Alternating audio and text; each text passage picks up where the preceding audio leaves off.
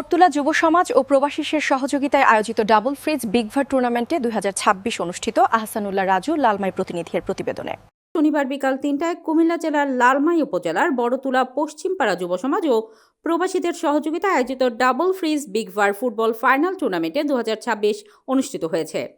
আলহাজ রুহুল আমিনের সভাপতিত্ব মাস্টার মোহাম্মদ ফরিদ উদ্দিনের সঞ্চালনায় অনুষ্ঠানে প্রধান অতিথি হিসেবে উপস্থিত ছিলেন সাবেক চেয়ারম্যান তৃণমূলের উত্তর ইউনিয়ন এবিএম ওমর ফারুক সুমন।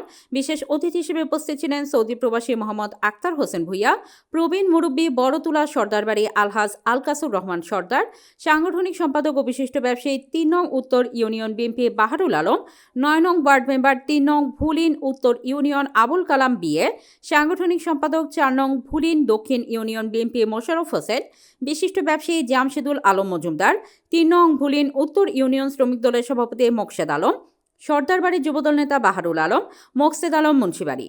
আমন্ত্রিত অতিথি হিসেবে উপস্থিত ছিলেন ৩ নং ভুলিন উত্তর ইউনিয়ন বিএনপির সভাপতি মোহাম্মদ আব্দুল হক মজুমদার, ভুলিন উত্তর ইউনিয়ন বিএনপির সাধারণ সম্পাদক মোহাম্মদ জাহাঙ্গীর আলম মিন্টু সহ এলাকার সকল শ্রেণীর কয়েক হাজার দর্শক উপস্থিত ছিলেন। খেলায় অংশগ্রহণ করেন ফেনী ফুটবল একাদশ ফেনী সদর বনাম Belghar union sporting football club Lalmai. খেলায় ফেনী ফুটবল একাদশ বেলঘর ইউনিয়ন স্পোর্টিং ক্লাবকে ১-০ গোলে পরাজিত করেন। আয়োজক কমিটির পক্ষ থেকে চ্যাম্পিয়ন এবং রানার আপ দুই দলকেই দুটি ফ্রিজ উপহার দেন।